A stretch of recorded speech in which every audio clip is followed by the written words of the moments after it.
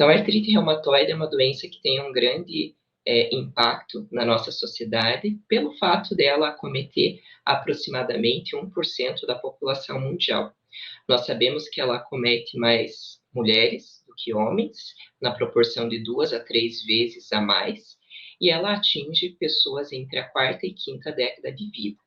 Por isso, a importância dessa doença e de nós sabermos a sua epidemiologia, porque é uma doença que apresenta um grande impacto socioeconômico. Ela pega pessoas em sua idade ativa laboralmente, tá? E por que tem esse impacto? Porque se a artrite não for tratada adequadamente, 80% desses pacientes terão algum grau de deformidade articular. E essa deformidade articular evolui para uma incapacidade laboral em 10 anos. Então, esses pacientes vão ter um dano articular irreversível e vão acabar ficando incapacitados, tanto para suas atividades laborais, quanto para suas atividades de vida do dia a dia. E como que nós podemos melhorar esse cenário? Como que nós podemos ajudar esses pacientes de uma maneira mais efetiva? Então, para que isso aconteça, nós precisamos saber diagnosticar e tratar esses pacientes precocemente. Então, um diagnóstico, pensar nesse diagnóstico quando eu tenho um paciente com determinados sinais e sintomas, vai fazer com que ele tenha um diagnóstico mais precoce e, assim, esses pacientes não vão apresentar o dano articular. Então, o que nós sabemos? Que se for tratado e diagnosticado precocemente, e esse precoce é dentro do primeiro ano dos sintomas, nos primeiros 12 meses, nós vamos prevenir a progressão do dano articular em 90% desses pacientes, mudando completamente o cenário do prognóstico dessa doença. Para que eu consiga diagnosticar esses pacientes no primeiro ano do sintoma, eu preciso ter algumas condições. E essas condições são reconhecer esse paciente, reconhecer o paciente que tem risco para desenvolver artrite reumatoide e sim, ou quanto mais precoce possível, encaminhar para um reumatologista. Mas nós, como clínicos, né, a clínica médica pode sim reconhecer esse paciente, diagnosticar e iniciar o tratamento. Para aí sim o paciente ter acesso ao reumatologista já de uma maneira mais benigna, né, tratando a sua doença. Para nós entendermos um pouquinho sobre como diagnosticar esse paciente precocemente, nós precisamos entender as fases do desenvolvimento da artrite reumatoide. Então, hoje nós já sabemos que existem vários fatores de risco para desencadear essa doença.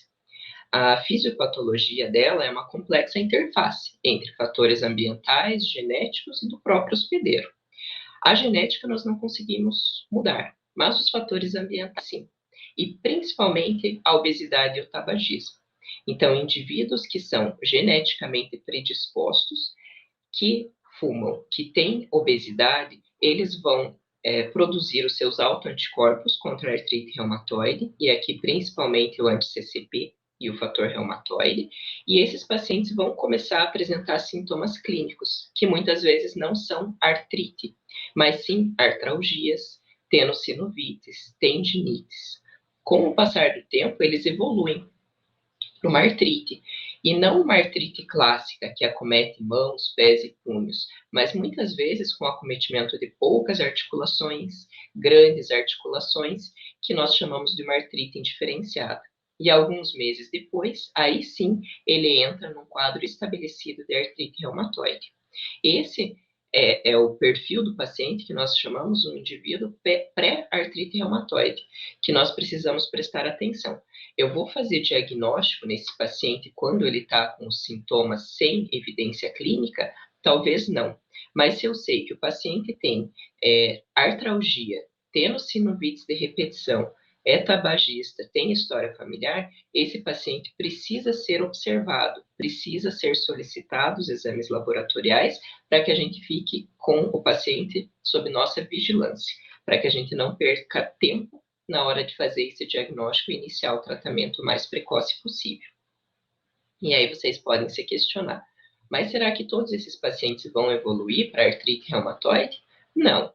Os pacientes na fase da artrite indiferenciada, e ela é justamente indiferenciada porque ela não não preenche critérios ou não fecha diagnóstico para nenhuma doença específica, uma porcentagem deles, 30%, 50%, eles vão entrar em remissão. São aquelas doenças virais que o paciente tem, às vezes um quadro de uma poliartralgia, de uma poliartrite mais persistente que depois regride.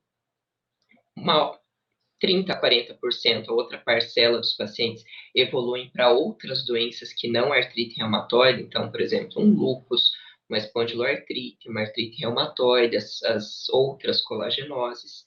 E 30% a 40% sim, vão evoluir para artrite reumatoide. Afinal, a artrite reumatoide é a nossa doença autoimune mais frequente. Dentre todas elas, o que vocês mais vão encontrar no dia a dia, com toda certeza, é a artrite reumatoide. Lembrando que 1% da população mundial apresenta essa doença. E como que eu sei? Como que a doença precoce se apresenta? Então, ela não se apresenta da maneira clássica. Classicamente, nós sabemos que a artrite reumatoide gosta de acometer as metacarpofalanges, interfalanges proximais, os punhos, os pés. Aqui, a doença mais precoce costuma acometer poucas articulações, uma articulação, às vezes 2 ou 3, até 4 articulações, que nós chamamos de oligoarticular. No decorrer da evolução, aí sim, ela evolui com o seu padrão poliarticular de pequenas articulações das mãos, dos pés, dos punhos. As tenossinovites são bastante frequentes, principalmente das mãos, tenossinovite dos flexores, dos extensores, e a inflamação sinovial, ela é subclínica. Então, no teu exame físico, você não vai palpar aquela articulação bem edemaciada. E aí, aqui já abre um leque para o nosso pensamento, que talvez nós vamos precisar de exames de imagem mais precisos. E os preditores de artrite reumatoide para nós pensarmos nesses pacientes é aqueles que têm sintomas por mais de 12 semanas, então pelo menos aí 3 meses de evolução, que é o que eu diferencio os quadros de acometimento articular de agudo e crônico, né? Então a artrite reumatoide é uma doença mais crônica, e fator reumatoide anti-CCP positivos são preditores de artrite reumatoide. Isso quer dizer que todo mundo que tem a fator reumatoide ou anti-CCP vai desenvolver artrite reumatoide? Não. Mas naquele paciente que tem fator reumatoide positivo, um anti-CCP, artralgia, uma história familiar ou até mesmo um tabagismo, esse paciente sim você vai ficar um pouquinho mais preocupado. Vendo essa parte inicial sobre um pouquinho do cenário da artrite reumatoide atual, nós vamos passar para o diagnóstico mais preciso. Então, como que nós fazemos o diagnóstico, né? Se vocês forem ler nos livros mais antigos e, de repente, observar pacientes com mais tempo de evolução de doença, vocês vão perceber que os pacientes apresentavam essas deformidades. Então, o desvio ulnar, como nós vemos nessa foto mais embaixo, a atrofia da musculatura, o acometimento das metacarpofalanges e das interfalangianas proximais, as deformidades, né, o nosso polegar em Z, as outras deformidades dos dedos dos pés também. Esse é o cenário que, nesse momento, nós não queremos mais encontrar. Esses pacientes são pacientes que tiveram diagnóstico de artrite reumatoide há muitos anos atrás, quando nosso arsenal terapêutico era muito mais pobre e o nosso manejo diagnóstico também. Então, nós não queremos mais ver esses pacientes, nós queremos ver aquele paciente que tem uma artrite discreta, que talvez clinicamente a gente nem observe no exame físico. E como que eu vou conseguir fazer esse diagnóstico mais precoce, então? É a associação de exames clínicos, laboratorial e de imagem. Então, eu sempre digo para que a gente não esqueça que o nosso padrão ouro é a nossa anamnese e nosso exame físico. Eu conversei com o paciente, eu examinei esse paciente e acendeu uma luz que ele possa ser um paciente a vir a desenvolver artrite reumatoide ou que realmente já tenha uma artrite reumatoide, eu vou lançar a mão dos meus exames laboratoriais e de imagem. Sozinho, nenhum exame vai fazer diagnóstico. E por isso que nós temos na reumatologia sempre nossos inúmeros critérios classificatórios. Entendam que não são critérios diagnósticos, mas eles norteiam a nosso rastreio para saber se esse paciente pode ou não pode ter artrite reumatoide.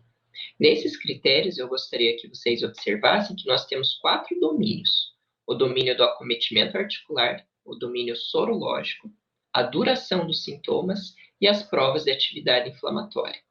Então, o acometimento articular nós pontuamos, e quanto mais articulações, maior é a pontuação que esse paciente recebe, e quanto menor a articulação, maior é a pontuação também, porque a artrite reumatoide gosta de pequenas articulações das mãos e dos pés. Sorologia. Aqui entram os testes de fator reumatoide e o anti-CCP, que é um ACPA, e aí a gente pontua ele conforme o valor dele, o nível do título, e nós consideramos alto título aqueles que têm mais de 3 vezes o valor da normalidade daquele laboratório, daquele kit que foi feito o exame. A duração dos sintomas, que nós dividimos em 6 semanas, a nossa linha do tempo, e as provas de atividade inflamatória, que nós utilizamos muito na artrite reumatoide para diagnóstico e para seguimento desses pacientes, que é a VHS e a proteína C reativa, tá? Visto isso, o paciente que somar pelo menos 9 pontos, você vai classificar ele como uma possível artrite reumatoide. Entrarão aqui pacientes que preenchem os critérios e que não têm artrite reumatoide, assim como pacientes que não preenchem os critérios e têm artrite reumatoide. Então, como eu expliquei, isso aqui serve para um rastreio, para ajudar a gente a pensar nos domínios dessa doença. Então, nós vimos ali a questão dos exames laboratoriais, as provas de atividade inflamatória, VHS e PCR, fator reumatoide e o anti-CCP, que são exames padrão ouro para nós pedirmos para esses nossos pacientes, além, é claro, do hemograma, a função renal e hepática, que vai nos ajudar a nortear até um possível tratamento para esses pacientes, e os exames da articulação, que aqui nós vamos ter várias formas de fazer esses exames, desde o teu exame clínico até o raio-x, ultrassonografia e a ressonância magnética. O anti-CCP, ele é um anticorpo bem mais recente na artrite reumatoide, que veio para somar junto com o fator reumatoide. Então, ele não substitui o fator reumatoide, mas ele é muito mais sensível. Então, nós sabemos que os pacientes, aproximadamente 98% dos pacientes, vão apresentar esse anti-CCP, diferente do fator reumatoide, que nós tínhamos ali uma taxa de aproximadamente 70% dos pacientes. Muitos nós chamamos de pacientes soronegativos, que são aqueles que não têm fator reumatoide positivo. Porém, grande parte deles tem o anti-CCP. E o que nós sabemos? Que o anti-CCP precede em anos a doença clínica. Então, ele é um fator não só um marcador de prognóstico, mas também de diagnóstico, né? Sabemos que pacientes que têm um anti-CCP com título elevado, então 3 vezes o limite superior da normalidade, têm uma doença mais agressiva e mais erosiva. Então, nós sabemos que a artrite reumatoide é uma doença extremamente erosiva e o anti-CCP em altos tipos é um marcador de uma doença mais agressiva nesse sentido. Sobre os nossos métodos de imagem para o diagnóstico, nós temos a radiografia, que vai nos mostrar alterações tardias. A ultrassonografia, que é mais sensível que o nosso exame físico e que detecta erosões mais precocemente do que o raio-x. Então, é um exame que tem ganho muito campo dentro da reumatologia, com os próprios reumatologistas fazendo a ultrassonografia como uma extensão do nosso exame físico. E a ressonância magnética, sim, faz detecções mais precoces das alterações, principalmente o edema ósseo. Nós só temos que cuidar porque muitas vezes ela superestima os achados. Então, avaliar a ressonância magnética de maneira adequada naquele paciente que você está com suspeita de uma artrite reumatoide. Aqui alguns achados de imagens para vocês observarem a diferença de um paciente na radiografia. Um paciente com artrite reumatoide precoce, em que eu vou ter um raio-x praticamente normal, com uma discreta redução do espaço radiocarpal. Uma artrite já moderada ou com mais tempo de evolução, eu começo a apresentar cistos ósseos e as erosões. E a artrite reumatoide mais agressiva, mais grave, não tratada ou com muitos fatores de pior prognóstico, ela pode evoluir sim, com mais erosões ósseas, com subluxações, há uma destruição de todo o espaço articular. E com isso o paciente evolui para suas deformidades. Então aqui nós já percebemos que o paciente tem anquilose, essa articulação está grudada, está destruída. Ele não consegue mais ter a sua funcionalidade presente. E é esse o paciente que nós queremos evitar que chegue nessa situação, né? Nós queremos tratar aquele paciente que ainda não tem alteração no raio-x. Na ressonância magnética eu trouxe na ultrassonografia eu trouxe um pouquinho aqui para vocês observarem o que nós vemos. Então, eu comentei com vocês nos slides ali atrás que a nossa apresentação clínica muitas vezes é subclínica, né? Então, no exame físico nós não conseguimos palpar essa artrite tão precisamente. Aqui na ultrassonografia, o que nós observamos? É justamente essa sinóvia. Então, aqui vocês percebem que eu tenho uma articulação normal, a minha metacarpofalange, a minha falange proximal, e aqui meu espaço articular, um pouquinho de líquido sinovial, mas a minha sinóvia não está espessada. No grau 1, eu começo a ter uma proliferação dessa sinóvia. E aí nós lembramos que a artrite reumatoide é uma doença da sinóvia, né? Ela prolifera essa sinóvia, cria um tecido a mais onde não deveria ter. O grau 1, eu tenho o acometimento da minha sinóvia ainda dentro dos meus limites articulares. Já no grau 2, essa sinóvia começa a extravasar, como vocês veem nessa imagem, nessa figura aqui do lado. Na ultrassonografia, vocês conseguem perceber que ela passa a cápsula articular ali, extravasa o vizinho da articulação. E no grau 3, além dela extravasar, ela faz um rechaçamento da minha cápsula articular. Essa sinovite grau 3 eu vou palpar no exame físico. Mas a 1 e a 2 pode ser que eu não tenha tanta sensibilidade no meu dedo para conseguir fazer essa palpação. E vemos também na ultrassonografia o modo Power Doppler. Então, ali a sinóvia nós vimos no modo B, e aqui a vascularização, a neovascularização, nós vemos no modo Power Doppler, que capta esses vasos sanguíneos. Se eu tenho vaso sanguíneo, é sinal do que eu estou tendo inúmeras cascatas, liberações de citocinas inflamatórias nessa sinóvia inflamada. O grau 0, você não tem a captação do Doppler. Aqui você tem uma sinóvia proliferada no grau 3, mas não tem captação do Doppler. Isso é uma sinovite crônica. Esse paciente não está apresentando atividade nesse momento. Já nos outros 3 graus, a gente divide conforme o número de focos de captação, e aqui eu consigo perceber que essa sinóvia está ativa. Eu tenho vaso sanguíneo que vai estar liberando as minhas citocinas inflamatórias e com isso o paciente vai ter uma sinóvia ativa, que no exame físico muitas vezes vocês vão perceber ela quente, né, com aumento de temperatura. A ressonância magnética muito mais precoce, então aqui eu trago um caso para vocês de uma sinovite num homem de 36 anos que tem uma artralgia e uma artrite discreta no seu punho, com 8 meses de evolução, em que o raio-x era completamente normal, mas na ressonância nós observamos essa captação radiocarpal. E na hora que você faz o gadolínio, o contraste, você vê que essa sinóvia está extremamente espessada e realçada pelo contraste utilizado. Esse é um paciente bem precoce e que, se tratado anos para frente, você pode pensar que ele até nunca teve artrite reumatoide, porque ele não vai ter deformidade articular nenhuma. Você vai manter ele funcionalmente ativo. Comentei com vocês anteriormente alguns fatores de pior prognóstico e aqui eu trago mais alguns para vocês. Então, nós sabemos que pacientes que têm múltiplas articulações envolvidas, principalmente no momento do diagnóstico, manifestações extraarticulares, e aqui nós lembramos que a artrite reumatoide é uma doença sistêmica, então ela pode acometer pulmão, pode acometer a pele, os olhos, o coração. Essas manifestações extraarticulares estão relacionadas com com o pior prognóstico desse paciente, uma evolução mais agressiva.